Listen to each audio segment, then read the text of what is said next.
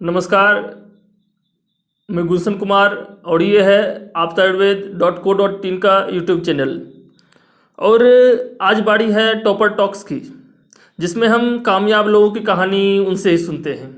और ऐसे ही कामयाबी की कहानियाँ सुनने के लिए आयुर्वेद से जुड़ी विभिन्न जानकारियाँ, कॉलेज के बारे में जानकारियाँ और भी अलग अलग जानकारियों के लिए जुड़िए आपता आयुर्वेद फैमिली से और सब्सक्राइब करिए हमारे चैनल को।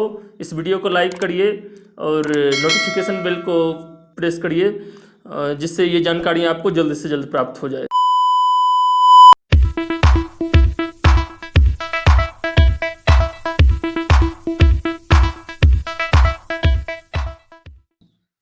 आज आप आयुर्वेद के टॉपर टॉक्स में हमारे साथ जुड़ रहे हैं doctor Anil Kumar Patidar, all India rank 11 जी सर। AIA PGT 2019। स्वागत है डॉक्टर अनिल आप आयुर्वेद के टॉपर टॉक्स में। Thank you sir. वैसे तो डॉक्टर अनिल, आपसे भी बातचीत लंबी ही चलेगी। बहुत सारी सवाल हैं, बहुत सारी जानने की इच्छा है हमारी। लेकिन सबसे पहले बताइए कि आपका अतीत क्या था, अपने बारे में थोड़ा बताइए। My self Anil Patidar from, मैं प्रॉपर राजस्थान में प्रतापगढ़ डिस्ट्रिक्ट है, उसमें छोटी सारी तहसील है, वहाँ से हूँ। प्रॉपर राजस्थान से बिलोंग करता हूँ। फिर स्कूल की एजुकेशन तो वही हुई, गांव में सरकारी स्कूल में पढ़ा। फिर 12th के बाद वही होता है, जैसे कंपटीशन की तैयारी के लिए कोटा निकल पड़ते हैं ऐसे। तो हाँ, ट्राई किया 1-2 साल 3 साल।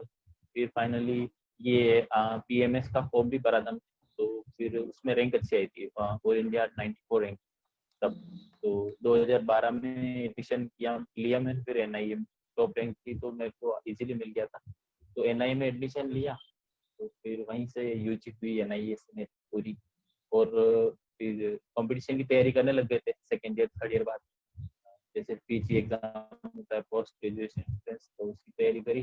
फिर उसमें मतलब धीरे धीरे पढ़ना चालू किया आयुर्वेद को। फाइनली फिर इंटर्नशिप के बाद थोड़ा एग्जाम फाइट किया हुआ। तो जैसा कि आपने बताया कि आपने अपना BMS NIA से ही किया है पूरा, तो अभी भी आप पीजी भी अभी आप पीजी भी NIA से ही कर रहे हो? हाँ, NIA में PG पंचकर्मा अच्छा अच्छा, पंचकर्मा में कर रहे हो। तो PG आपने फर्स्ट ईयर हो गई। अच्छा अच्छा, तो BMS के दिनों के बारे में बताइए थोड़ा। कैसा रहा आपका BMS का यात्रा NIA? में AMS में सबसे पहले आए तो सबसे पहले क्या है कि वो रहता ही है, जैसे अपन 12th तक तो पूरा साइंस पढ़ते हैं, मैथ्स बायो ये सब चलता रहता है, और आके अचानक पूरा ही संस्कृत का पार्ट आ जाता है, और उसमें भी आयुर्वेद के बातचीत धातु मल। तो फिर थोड़ा ऐसा एम्बेरेंस लगता है कि यार कहाँ आ गए, क्या पढ़ रहे हैं। बट ठीक है, धीरे धीरे क्या है कि थोड़ा यहाँ का मतलब टीचिंग स्टाफ का अच्छा सपोर्ट है NIA में, और काफी अच्छा क्लास का इंटरेक्शन था, और इवन प्रैक्टिकल क्लास में भी टीचर अच्छे समझा रहे थे। क्लास में भी आके थोड़ा बहुत किसी ने बताया कि ऐसे ऐसे पढ़ना है, तो कुछ यहाँ PG डिपार्टमेंट है, सभी डिपार्टमेंट में PG होती है, तो सर वहाँ पर भी MD स्कॉलर होते हैं, तो जो हमको पढ़ाने आते थे, तो उन्होंने समझा कि किस तरह से हमको मतलब समझना है, कैसे सीखना है। तो शुरू में संस्कृत की प्रॉब्लम आती थी, श्लोक पढ़ने में दिक्कत आती थी, हम्म। और फ्लो नहीं बनता था कि किस तरह से श्लोक लर्न करेंगे। सबसे बड़ा इशू होता है कि हमारे इधर श्लोक पूछने में ज्यादा प्रायोरिटी रखते हैं कि वाइवा होता है या एग्जाम होता है, अगर आप श्लोक नहीं लिखते हैं तो आपको मार्क्स नहीं मिलते हैं, या फिर आपसे एक्सपेक्ट किया जाता है कि NIA जैसे इंस्टीट्यूट में आप श्लोक ही बोलो, कहीं भी एग्जाम होगा तो आप श्लोक लिखो, वाइवा में श्लोक बोलो। और इवन आप चिकित्सा भी यूज करते हो तो वहाँ पर भी श्लोक का काफी इंपॉर्टेंस आता है, इसलिए हमारे यहाँ श्लोक पे फोकस कराया जाता है। और इवन फर्स्ट ईयर में भी काफी अच्छी प्रैक्टिकल क्लासेस लगती थी, फिजियोलॉजी एनाटॉमी, और जो सेकेंड ईयर में भी ये पैथोलॉजी, और इनका काफी अच्छा प्रैक्टिकल एस्पेक्ट होता था, जैसे द्रव्य गुण है तो काफी अच्छा, मतलब हर्बेरियम है और बॉटनिकल गार्डन है, तो वहाँ पर हर चीज डेमोस्ट्रेट की जाती है। तो आयुर्वेद में या फिर आयुर्वेद का जो भी पार्ट होता है थ्योरेटिकल पार्ट, तो यहाँ स्टाफ की तरफ से, टीचिंग स्टाफ की तरफ से मतलब कमजोर नहीं रहे, मतलब मैक्सिमम कवर हो जाता था। और कुछ मतलब क्लास का भी अच्छा माहौल रहता था, तो क्लास में भी मतलब इंटरेक्ट अच्छा था, तो वहाँ भी काफी अच्छी डिस्कशन करके और काफी कुछ सीखा। और उसके बाद 1 साल बाद 2 साल बाद समझ में आ गया कि आगे फील्ड में फ्यूचर कहाँ है। तो एमडी हाँ करनी हाँ। कंपलसरी समझी। और एमडी के लिए भी कुछ 1-2 सीनियर्स थे, साउथ इंडिया के थे कुछ, डॉक्टर हरिकृष्णा भट्ट है, तो उन्होंने भी हमको काफी गाइड किया। और कुछ दूसरे सीनियर्स भी थे जिन्होंने समझाया, कुछ टीचर्स अच्छे थे जिनका इंटरेक्शन अच्छा रहा, तो उन्होंने समझाया कि आयुर्वेद को कैसे समझा जाता है, कैसे पढ़ा जाता है। क्योंकि आयुर्वेद के लिए सबसे इम्पोर्टेंट होता है, मैं बताता हूँ, मैंने फर्स्ट ईयर में आगे समझा कि हम मॉडर्न के सब्जेक्ट में तो क्या लैब में जाके कुछ प्रैक्टिकल करके उसको समझ सकते हैं, यार ये रिएक्शन ऐसे हुई या ये, लेकिन क्या आयुर्वेद में कोई लैब नहीं है, प्रकृति ही लैब है। बिल्कुल। पूरी प्रकृति ही आयुर्वेद के अंदर लैब है। जैसे ऐसे बोला है कि जैसे अपन किस तरह से आयुर्वेद में बातचीत समझे, तो वहां पर यही बताया कि सूर्य, चंद्रमा और वायु जैसे प्रकृति में है वैसे ही शरीर में, यह वो पिंड ब्रह्मांड न्याय से समझ में आने लग गया। फिर बिल्कुल कि यह बिल्कुल। पिंड है तद ब्रह्मांड है। उसके बाद हमने इस चीज को समझा कि हाँ, फिर उसको दिमाग में ही उसको मॉडिफाई किया कि बात को कैसे समझे, पित्त को कैसे समझे, कफ को कैसे समझे। तो उस तरह से हम आगे याद करते गए बात, पित्त कफ और तत्वों के क्षय वृद्धि के लक्षण और इनका मतलब। और पंचमहाभूत सिद्धांत तो आयुर्वेद में है ही, कि पंचमहाभूत बिल्कुल से ही सब कुछ बना है शरीर, और उसी का चक्र चलता रहता है। मतलब महाभूतों का जो बैलेंस है वो बिगड़ता है, इसीलिए शरीर में रोग होते हैं, यही समझा। और उसमें भी फिर हम यही समझे कि रस के अकॉर्डिंग महाभूत होते हैं, या फिर वात पित्त कफ में भी महाभूत होते हैं। तो वहां पर ये समझा कि जैसे क्षणभंगुरवाद और ये स्वभाव प्रबोध परमवाद का अच्छा कंसेप्ट समझा है। तो उससे समझ में आता है कि हाँ, किस तरह से हमको चिकित्सा करनी चाहिए और किस तरह से आहार, ये विहार सब कुछ। बिल्कुल बिल्कुल। तो ऐसे चलता रहा बीएमएस का। चलिए, बहुत अच्छे से बताया। और एक चीज और मैं बताऊं कि हाँ हाँ बीएमएस बताइए। फर्स्ट ईयर में मेरे मार्क्स मतलब ऐसे थे कि मतलब क्लास में सबसे बिलो एवरेज थे। तो बीएमएस फर्स्ट ईयर में जो एग्जाम होता था उसके बाद, फिर सेकेंड ईयर में भी ऐसा सोचा है किस तरह से मार्क्स बढ़ाए जाएं। तो सेकेंड ईयर में उससे ज्यादा इंप्रूव, फाइनल ईयर तक मार्क्स मतलब 73 तक गए, 72 73 तक। तो 62 से 60 70 और 72 तक गए फाइनल ईयर तक। तो काफी इम्प्रूवमेंट रहा मतलब फाइनल ईयर तक। और सारी मतलब संहिताएं भी पढ़ी फाइनल ईयर तक, चरक संहिता, ठीक शिशु है। संहिता और चलिए, वाग्भट, काफी अच्छा। आपने बहुत अच्छे से अपनी बीएमएस की यात्रा के बारे में बताया। तो आपने अपना ग्रेजुएशन किस ईयर में पूरा किया? क्या सर? आप, ग्रेजुएशन हाँ हाँ हाँ, मतलब बीएमएस कंप्लीट किस ईयर में किया था आपने? 2018 अगस्त ओके में ओके। किया था मैंने पूरा। फिर मैंने, मेरा मतलब थोड़ा ऐसा था ना कि मैंने एग्जाम इंटर्नशिप के साथ दिया था, लेकिन अच्छा अच्छा। उसमें क्या हुआ कि जैसे पहले क्या था कि ये एग्जाम एनटीए नहीं लेता था। तो उस टाइम क्या हम्म। हुआ कि एग्जाम सेंटर पे कुछ ऐसे सर्वर का प्रॉब्लम आ गया, तो उस टाइम सर्वर का प्रॉब्लम हो गया। तो उस वजह से क्या है, थोड़ा वहां पर पूरा ही मतलब चला गया था सर, मतलब कनेक्शन ही चला गया, तो थोड़ा डिस्टर्ब हो गया एग्जाम में।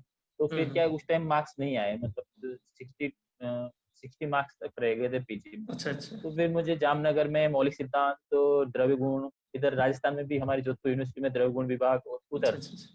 जैसे चौधरी ब्रह्म प्रकाश कॉलेज है उसमें भी मुझे फिजियोलॉजी तक वहाँ मिलने के चांस थे और मिल रहा था, क्योंकि अच्छा मैं से अच्छा। नीचे वालों ने फिर सीट ली थी। तो फिर मैंने वो सीट नहीं ली, क्योंकि मुझे लगा कि यार अपने लिए शायद क्लिनिकल डिपार्टमेंट बेस्ट रहेगा।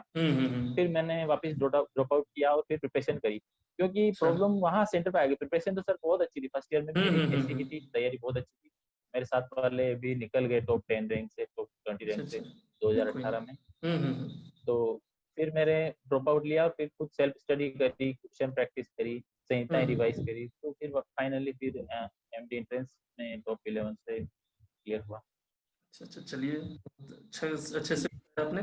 तो सर, जैसे मैं जान पाया हूँ कि आप अभी पीजी पंचकर्म में कर रहे हो, तो पंचकर्म जी सर। का कोई खास वजह था, कोई खास मकसद? जैसे एक चीज है कि पंचकर्म प्रोसीजर पार्ट, हम्म और आजकल के लोगों को क्या है ना कि जैसे लाइफस्टाइल डिसऑर्डर ज्यादा है, जैसे लाइफस्टाइल है जहाँ पर आहार विहार सेडेंटरी लाइफस्टाइल, स्ट्रेस वाले हम्म। लाइफस्टाइल। और सबसे ज्यादा मैंने ये चीज ऑब्जर्व किया कि विरुद्ध आहार, हर कोई विरुद्ध आहार ही खाता है। अत्यशन, हम्म। विषमाशन, समशन और विरुद्ध आहार हर इंसान करता है, तो उसको ये भी नहीं पता रहता है कि वो क्या विरुद्ध ले रहा है। लेकिन विरुद्ध आहार जन्य बीमारियों की चिकित्सा, उन डिजीज का मतलब ट्रीटमेंट है, वहां पर भी वमन विरेचन संशोधन की है इम्पोर्टेंट। और जो भी लाइफ स्टाइल डिसऑर्डर है उनमें संशोधन बहुत ही जरूरी है, उसके बिना वो ट्रीट नहीं होते। और अधिकतर पेशेंट होते हैं जो एलोपैथी के ट्रीटमेंट के बाद ही आते हैं आयुर्वेद में, 5 साल 10 साल की हिस्ट्री लेके आते हैं। तो वहां पर बेस्ट उनके लिए मतलब डिटॉक्सिफिकेशन, प्यूरिफिकेशन प्रोसीजर उनके दोषों का संशोधन ही जरूरी है वहाँ पर, क्योंकि दोषों को बाहर निकालना बहुत जरूरी, क्योंकि संशमन चिकित्सा वहाँ पर काम नहीं करती, क्योंकि वो बहुत सारी एलोपैथिक मेडिसिन लेके आता है और बहुत ज्यादा विरुद्ध आहार लेता है। विरुद्ध आहार में भी अपन यही देखते हैं कि धातुओं में दोष हो जाते हैं, धातुओं से बाहर निकालना दोष को सिर्फ और पंचकर्म से ही पॉसिबल है। और एक चीज ये सोचिए कि पंचकर्म की डिमांड आज की तारीख बहुत ज्यादा है।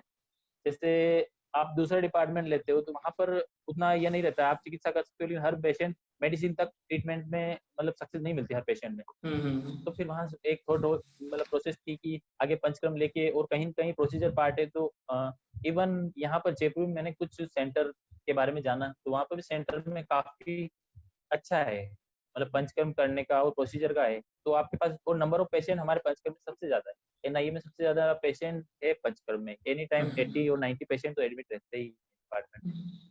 तो उसका ये फायदा था कि आपको प्रैक्टिस अच्छी मिलेगी और वेरिएशन ज्यादा मिलेगा डिजीजेस का, तो सीखने को अच्छा मिलेगा। और इवन सब फॉरेन में तक भी डिमांड है पंचकर्म। आप जानते हो कि आयुर्वेद का हाँ प्रोसीजर पार्ट है, क्योंकि जैसे योगा एक प्रोसीजर है, योगा एक बिल्कुल प्रोसीजर बिल्कुल। पार्ट है जहाँ पर मेडिसिन केवल बिना मेडिसिन के ही सब कुछ क्योर हो जाता है, इसी तरह से पंचकर्म है। तो आप प्रोसीजर पार्ट है तो उसमें कोई करवाने में और लेने में नहीं करता है, इजीली ले सकते हैं उसमें, और जो एक्सपर्ट होता है वो कर सकता है। तो इसका फ्यूचर स्कोप भी अच्छा था, ये सोच के लिया। चलिए डॉक्टर ननिल, आपको हम फिर से अतीत की तरफ ले जाते हैं। और आपने जैसे हाँ बताया सर। कि आपने पीजी का प्रिपरेशन या पीजी कम्पिटिटिव एग्जाम के बारे में बीएमएस के दिनों में ही सोचा, तो ये प्रिपरेशन कब से शुरू कर हाँ दिया था? बीएमएस के दिनों से ही शुरू कर दिया था? हाँ, बीएमएस सेकेंड ईयर में आधा निकल चुका था, और फिर मैं अच्छा जनवरी से फिर मैंने संहिताओं की क्लासेस ज्वाइन करी, जहाँ पर कोचिंग पढ़ाते थे संहिता वाले, अच्छा हमारे अच्छा। कुछ पीजी स्कॉलर थे, वही हाँ पढ़ाते थे हाँ। हमको। और उनके पहले पिछले प्रीवियस 2 ईयर का रिजल्ट भी मैंने देखा था, तो काफी अच्छा कंसेप्ट समझा था। और अच्छा अच्छा। कैसे प्रिपरेशन, क्योंकि पीजी एंट्रेंस अलग एक मुद्दा है, और एक जो अपन बीएमएस की थ्योरी है जहाँ पर रिटर्न लिख के पास करते हैं वो अलग मुद्दा है। क्योंकि पीजी हम्म। एंट्रेंस की तैयारी बहुत अलग तरीके से होती है, वहां पर बिल्कुल आपको बिल्कुल। एक अपना बेसिक आयुर्वेद के जो कंसेप्ट है उनको लेके चलना पड़ता है, क्योंकि एग्जाम में आप आयुर्वेद के कंसेप्ट नहीं छोड़ सकते। आप सोचते हो मैं हम्म बड़ी चीज करूंगा तो वो एग्जाम क्लियर नहीं होता है एंट्रेंस। तो वहां पर हम्म सिर्फ वात पित्त कफ दौष धातु मल, और जहां पर मैंने एक थीम बनाई थी कि मतलब उसका पैटर्न क्या रहता है पेपर का, उस बेस पे मैंने तैयारी की। जैसे एग्जाम पैटर्न अब सीसीआईएम ने फिक्स कर दिया है कि जो यूजी का सिलेबस है, जैसे यूजी हम्म। में फर्स्ट ईयर में जितने पेपर होते हैं, सेकेंड अच्छा। Year third year fourth year total जो सब्जेक्टिव पेपर है, प्रैक्टिकल को हटा दो, जैसे 100 हम्म। मार्क्स का ये पेपर है, तो जितने पेपर होते हैं ना, उन पेपर के हम्म रेशियो के अकॉर्डिंग उन्होंने एग्जाम में क्वेश्चन सेट करना चालू कर। यही करता है एनटीए, और अब एनटीए पेपर में यही आता है कि हम्म। जैसे 100 नंबर का मार्क मतलब 100 नंबर का पेपर है, तो उसमें आप जैसे 30 पेपर होते हैं आपके यूजी में टोटल थ्योरी, तो आप 33 क्वेश्चन मतलब 33 के अकॉर्डिंग 3 क्वेश्चन पर ईच पेपर से समझ सकते हैं आप, समझ गए? 33 पेपर होते हैं तो 99 क्वेश्चन हो जाते हैं, मतलब जैसे अब 120 क्वेश्चन हो गए, तो आप 30 पेपर के हिसाब से 4 क्वेश्चन एक पेपर से मान लो, जैसे अष्टांग हृदय सूत्र स्थान है, तो वो 100 मार्क्स का पेपर होता था, तो वहां से 4 क्वेश्चन सिलेबस के अकॉर्डिंग रेशियो बनेगा, हम्म। सिलेबस के अकॉर्डिंग अष्टांग हृदय का वो 4 क्वेश्चन का रेशियो रहेगा। तो अष्टांग हृदय से पी लास्ट ईयर मैंने 2 साल ऑब्जर्व किया कि अष्टांग हृदय सूत्र स्थान से 2 क्वेश्चन 3 क्वेश्चन 4 क्वेश्चन ये रेशियो रहता है। तो पिछली बार भी 5 आए थे, और इस बार भी 4 से 5 क्वेश्चन एक पेपर से रहते हैं। जैसे 2 पेपर होंगे किसी सब्जेक्ट के, जैसे द्रव्य गुण है, वहाँ 2 पेपर रहते हैं, तो वहां पर 2 पेपर के अकॉर्डिंग 8 क्वेश्चन बनते हैं, तो 8-9 का वेरी कर सकता है, तो अच्छा 8 से 9 अच्छा। क्वेश्चन द्रव्य का पार्ट कवर करता है। तो इस तरह से मैंने ये सोच बना के फिर प्रिपरेशन करी, फिर चरक संहिता, मेनली चरक संहिता पे फोकस किया था, क्योंकि चरक संहिता एक गद्य फॉर्म में रहती है। गद्य फॉर्म मतलब पूरे बड़े बड़े पैराग्राफ वाले श्लोक रहते हैं, जो कि हर कोई उसको देख के डरता है। अपन देखते हैं वहां पर अभी का भी श्लोक आता है एक बहुत बड़ा, जो खत्म ही नहीं होता है, शुरू होता है तो ऐसे करके। और जबकि अष्टांग में क्या है कि छंद के रूप में लिखा है, तो वहां पर छंद के रूप में इजी पड़ जाता है, जैसे 8-8 वर्ड का अनुष्टुप छंद मोस्ट ऑफ जगह मिलता है बिल्कुल अष्टांग हृदय बिल्कुल। सूत्र में। तो वहां पर बच्चों को क्या है कि पैरा के फॉर्म में याद करना इजी रहता है, तो अष्टांग हृदय सूत्र स्थान में फोकस किया था। चरक संहिता पूरे अच्छे से पढ़ी, और कम से कम मैं बताऊं अपना एक्सपीरियंस, पीजी की तैयारी चालू करी तो मैंने कम से कम एक साल में 10 से 15 बार चरक संहिता पढ़ ली, जब सेकेंड ईयर में था तब मैं। उसके बाद फाइनल ईयर आता थे वो 25 बार हो गई, और अब मैंने पीजी एंट्रेंस की तैयारी करी थी ना, एक साल में मैंने 50 से 100 बार संहिता पढ़ ली। तो इतना फ्रिक्वेंटली उसको रिवाइज करना पड़ता है। और लास्ट टाइम जब जैसे एग्जाम का एक वीक रह चुका है कि एग्जाम एक सप्ताह बाद है, तो एक दिन में पूरी चरक संहिता के 120 चैप्टर पढ़ सकते थे, ऐसी कैपेसिटी हो गई। क्योंकि आपको पता था कि क्वेश्चन कहाँ से आने वाला है, किस टाइप का आएगा। क्योंकि सर सबसे ज्यादा इंपॉर्टेंट होता है क्वेश्चन प्रैक्टिस। क्योंकि आप बिना क्वेश्चन प्रैक्टिस करे कभी जज नहीं कर सकते क्वेश्चन किस टाइप से बनेगा और कहाँ से बनेगा, और एग्जाम में कहाँ से मोस्ट ऑफ क्वेश्चन बन चुका है। जैसे एग्जाम्पल के लिए तो चरक सूत्र एक की बात करता हूँ, दीर्घन जीवित अध्याय। तो वहां पर आप पढ़ते हैं षट पदार्थ विज्ञान, आयुर्वेद का अवतरण, फिर आता है वात पित्त कफ के बारे में, फिर आता है मूलिनी फलिनी के बारे में, फिर आता है बेशक और औषधि के बारे में आता है। तो सर वहां पर षट पदार्थ विज्ञान है, वो अपने फर्स्ट ईयर का भी बेसिक्स है पदार्थ विज्ञान और षट पदार्थ, तो वहां से क्वेश्चन फिक्स ही बनता ही। वहां से एक मूलिनी फलिनी है, क्योंकि मूलिनी फलिनी पूरा वमन विरेचन का पार्ट है और मेन ड्रग्स दी हुई है जो वमन विरेचन के साथ। मूत्र के गुण, क्योंकि अपन जहां भी मूत्र यूज करते, जैसे आस्थापन हो गया, या फिर कोई भी ऐसे बहुत सारे डिजीज, पांडु रोग है या दूसरे अर्श है, कृमि रोग है, वहां पर मूत्र का काफी प्रयोग किया जाता है। तो वहां से क्वेश्चन बनने के चांस बहुत ज्यादा थे। महाकषाय है, तो महाकषाय से भी क्या होता है, हर साल क्वेश्चन आता है, क्योंकि महाकषाय पूरा चरक संहिता में जहां भी चिकित्सा का वर्णन आता है वहां महाकषाय का ही यूज करता है चरक। इसी तरह से सुश्रुत के गण है, तो अपन ने वो चीज समझ में आ जाएगी, यहाँ से क्वेश्चन तो आएगा ही सही। तो वो चीज हम हमेशा मतलब ग्रिप में रखते थे, टिप्स पे रखते थे, उसको बार बार पढ़ते थे। तो लगभग पीजी की तैयारी के दौरान 50 से 100 बार चरक संहिता हो जाती। फिर क्वेश्चन प्रैक्टिस पे आता हूँ मैं कि पर डे लगभग 500 क्वेश्चन करने थे, फिक्स थे कि आपको 500 क्वेश्चन पर डे करने हैं।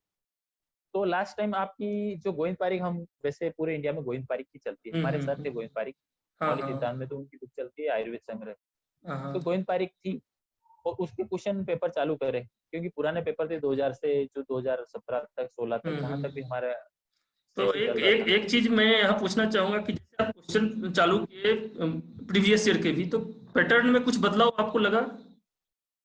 हाँ, पैटर्न में बदलाव था। क्यों, पहले क्वेश्चन थे वो जैसे हारित से, बेल से, या योग रत्नाकर से, या ऐसी जगह से जहां पर आपको सिलेबस में यूजी में नहीं पढ़ाया जाता, वहां से भी क्वेश्चन पुट होते थे पहले। अच्छा। लेकिन अब क्या हो गया कि गवर्नमेंट ये ऐसे रूल आ गए, या फिर एग्जाम पैटर्न ऐसे बना दिया कि आपको जो भी क्वेश्चन बनाएगा एग्जाम में, उसका ऑथेंटिक रेफरेंस होना चाहिए, जो संहिताएं आपको यूजी में पढ़ाई जाती। तो अब एग्जामिनर क्या करता है कि ऐसा क्वेश्चन नहीं बनाएगा जिसका कोई ऑथेंटिक रेफरेंस, जैसे काश्यप संहिता है, आपको पूरी तरह से नहीं मिलती है, हारित बेल नहीं मिलती है आपको, या फिर कुछ ऐसी चीजें जहां पर आपको, जैसे कुछ टीकाएं हैं उनका अस्तित्व नहीं है, और उनका रेफरेंस भी प्रॉपर आपको नहीं मिलता है, मतलब क्लियर नहीं मिलता है कि आप वहां पर आचार्य ने ऐसा ही मेंशन किया है। तो डायरेक्ट अब क्या होता है, डायरेक्ट लाइन उठ के आती है श्लोक की, हिंदी से भी क्वेश्चन नहीं बनता है। हिंदी से तब बनता है जब बिल्कुल एज बिल्कुल। इट इज श्लोक की हिंदी बना के आपने क्वेश्चन पूछा है, और आचार्य का नाम जरूर मेंशन होता है कि आचार्य चरक के अनुसार, आचार्य वाग्भट के अनुसार, अष्टांग हृदय के अनुसार, या किसके अनुसार। तो उसमें क्या हो गया, पैटर्न में ये चेंजेस आए, और एक हिस्ट्री और संस्कृत को भी ऐड करा। हिस्ट्री के मतलब सिलेबस में हिस्ट्री और संस्कृत को ऐड किया, तो हिस्ट्री के भी 2 क्वेश्चन 3 क्वेश्चन, और संस्कृत जो फर्स्ट ईयर का बेसिक्स पार्ट है वहां से भी 2-3 क्वेश्चन, जैसे माहेश्वर सूत्र हो गए, संधि हो गया, समास हो गया, कारक हो गया। तो बेसिक क्वेश्चन पूछते हैं, लट लकार लोट लकार ईटीसी। तो वो क्वेश्चन इसलिए कि बच्चे ने फर्स्ट ईयर में बेसिक्स, क्योंकि फर्स्ट ईयर का मैंने बोला ना कि फर्स्ट ईयर को भी इन्होंने अब इंक्लूड कर दिया बराबर रेशियो देके। तो आपके संस्कृत के पेपर 100 नंबर का होता है, 3 क्वेश्चन संस्कृत के बनेंगे। वो इस साल क्या किया, 120 क्वेश्चन कर दिए 100 के, तो 20 क्वेश्चन भी वो हर पेपर से एक एक क्वेश्चन उठाए गए एक्स्ट्रा, तो 20 क्वेश्चन ऑटोमेटिक कवर हो जाएंगे। और मोस्ट ऑफ मेरे हिसाब से आज क्वेश्चन में एक चीज सबसे इंपॉर्टेंट आई, वो है वो क्वेश्चन की आपको एक केस दे दिया। जैसे हमारे इस बार क्वेश्चन आया था डाउन सिंड्रोम का, टर्नर सिंड्रोम का ऐसा था, टर्नर सिंड्रोम से रिलेटेड था आंसर, टर्नर सिंड्रोम गया था। तो ऐसे ही क्वेश्चन बनाया कि एक व्यक्ति आता है, उसमें ये सिम्टम होते हैं, उसकी आंखें ऐसी होती है, उसके अंदर सिम्टम ऐसे अपीयर होते हैं, तो आप उसमें से कौन सा मतलब डायग्नोसिस बनाओगे। या फिर एक ऐसा पेशेंट है जिसमें पांडु के लक्षण बता दिए, या फिर एक पेशेंट है जिसमें मतलब बद्धकोष्ठ है, मूत्र नहीं आ रहा है, मल का संग हो रहा है, तो आप उसमें कौन सी मतलब योग दोगे। तो ऐसे करके क्वेश्चन आता है। तो एक आपको केस देके उसके 4 ऑप्शन बना देगा, क्योंकि आपको ओवरऑल क्या करना है, चिकित्सा करनी है। बिल्कुल तो बिल्कुल। चिकित्सा के फील्ड में जाना है आपको, तो वहां पर आपको केस देंगे कि बच्चे ने कितना अच्छे से संहिताओं को समझा है, तो वो उस केस से पूरा योग समझ लेगा, या फिर उसका जो ट्रीटमेंट प्रोटोकॉल है संप्राप्ति समझ के उसका आंसर करेगा। तो ऐसा आया था। तो ऐसे में 5 से 10 क्वेश्चन ऐसे बनने लगे पेपर, ये पैटर्न हो चुका है। अच्छा अच्छा, चलिए। तो इसी डॉक्टर अनिल आपने, चलिए मैं बताता हूँ हाँ बताइए। कि एक चीज पैटर्न की थी कि जो न्यूमेरिकल बेस्ड क्वेश्चन थे ना वो कम कर दी। जैसे किसी के हम्म भेद पूछ लिए, इस हम्म साल आया था केवल पांडु के भेद कितने हैं ऐसा पूछा था, वरना पहले क्या हम्म पूछते थे क्वेश्चन में कि 3-4 व्याधियों के भेद पूछते थे 5-6 क्वेश्चन में, कि इस व्याधि के कितने भेद है, या पूछते थे कि बहुत सारे दोष के भेद थे कि उस व्याधि में हम्म कौन सा दोष है, जैसे स्वर बोलते हैं कि युवान पीड़िका में कौन सा दोष है, फिर पूछ दिया बगंदर वातज बगंदर है, कोई भी ऐसा व्याधि अर्बुद में कौन सा दोष है, दूषी है, ऐसे क्वेश्चन हम्म। उन्होंने कम कर दिए हाँ और हाँ।